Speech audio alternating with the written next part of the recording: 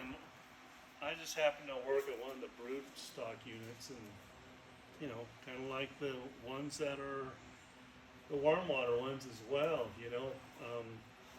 When I finally got to Crystal River, we were always trying to make things work better in the spawning sense, and CFCA had sponsored 4 of us to go up to Wyoming and spawn fish in Wyoming, and they had 4 guys. They did like a state interchange, and they come down and spawn fish at Crystal River. So CFCA was the co-sponsor of that, but it did have to go through the state because we had to use a state vehicle to do it. And I think that kind of helped me in the future as a fish culturist on learning how to spawn eggs and collect eggs and the best way we knew how, and kind of watch the method they had up there in Wyoming, which kind of a little different than ours, but had the same concept. So I think once in a while it wasn't a bad idea to get away from a hatchery and go someplace else and look at what other people are doing and share all that information with everybody here, so that down the road, you guys that are either in warm water or at another facility that does production, down the road you might want to say, hey, that spawning looks like something interesting I might want to transfer to down the road, because there's always opportunities for any of the fish cultures to transfer any place they want. There's always that opportunity, and what better way than to get to know your other fish cultures that are in the CFCA to help you do that. Because you meet a lot of people and you get to talk to them, ask them questions. What's the weather like? And you might get burnt out at the hatchery that you're at, and might want to decide you want to go someplace else. And what better way to do it than to meet up with people in the CFCA that work at different hatcheries and just talk to them. But given opportunities like that, I think you guys went on feed tours, or ringing feed tours or something. So, yeah. Well, I never got to go. They didn't let me go anywhere. And I couldn't go because I had to keep kids in line. So, but yeah, go ahead. See. Well, CFCA, Colorado Fish Cultures Association. Think about that. That's powerful. Way more power than any single one of us have on our own. And so therein lies the strength of who we are as an organization. And through my years, the one thing I learned about fish hatcheries, it's just like Robert just gave us this incredible tour of the hatchery and all the new innovations that the folks here have come up with since I've been here. It's only been 15 years, but I'm blown away with, just about the time you think things can't improve in a job. These guys it's off the hook with what they've been doing here.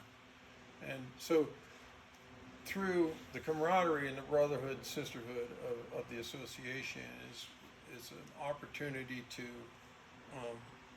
be one instead of many.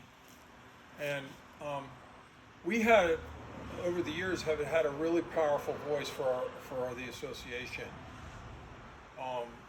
with Denver, not only within the agency, but even with state government. And I think it was at a highlight when we were actively involved with it. Membership was at an all-time high. At an event like this, we would have a band, country and western band, and a keg in the same environment. We could get away with it. We would have future and current directors used to attend this event, as well as director heads from the State Department personnel. And I think you have heard that statement about, speak softly and carry a big stick. I think fish squeezers in particular are soft-spoken people. I know I'm very reluctant to even speak up, ever. If I can hide behind a piano, I'm golden, right? But here's the power of what we do. On the average, I think I did the numbers once, and I think a fish gets hooked in this state about 10,000 times a day on average. When I crunch the numbers. A lot of it has to do with what we do.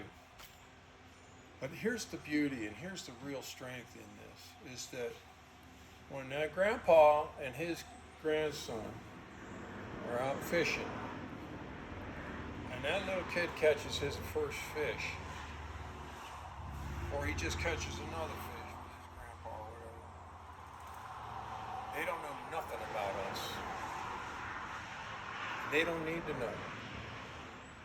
That's what we do, is we create those memories and those moments thousands and thousands and thousands of times every day, so that at the end of the day, maybe that little guy, maybe even his grandpa, they're going to see that sunset through slightly different eyes than they had the night before.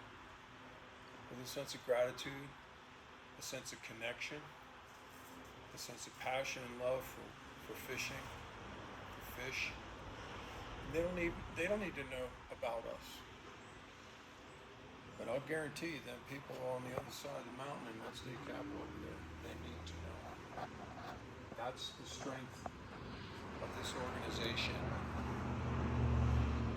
When we enable those folks, when we empower those people with the knowledge that they need to have in order to speak fondly and with pride about what the Colorado Division of Parks and Wildlife is doing for fishing recreation, when they're empowered with that information and those tools, then it all works to the benefit of fishing and fishermen.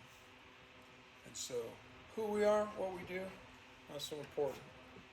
The humbleness and the anonymity of that is the beauty of these jobs. And so I just hope that you guys will always remember that. But through this organization, you can be very, very effective in gaining advocacy from the state capitol, from our constituents, from our legislators, from all their folks, all the lobbyists. And so it may seem foreign. I don't know where the association is right now with respect to where we used to be. But embrace the idea that it's totally okay to be very vocal and very be an advocate for what you do with the people that really, really matter the most, because they put their pants on one leg at a time, just like we do. They need to know these things. And through this organization is probably the strongest vector that we have had and that we still have in order to be proactive and to be assistive with those processes as well. You know, we want to go down and clean the raceways. Yeah, we want to go feed the fish. That's the kind of people we are. We want to go pick our eggs. You know, we want to go haul fish. That's what we like to do. That's why we like these jobs. That's why we love what we do. But equally important is how we conform and how we fit into the structure of the entire state network. The state of Colorado is awesome. The support that they've given our hatcheries and our agencies through the years is unlike anything you can find anywhere else. I mean, when I was young in fish hatcheries, I was working private hatcheries in Idaho. And I know what it's like. And believe me, the support that you have, that we have in these hatcheries and with our Department of Natural Resources is so much better, because ultimately we're an extension of the love of the people of the state of Colorado. They cherish what we do.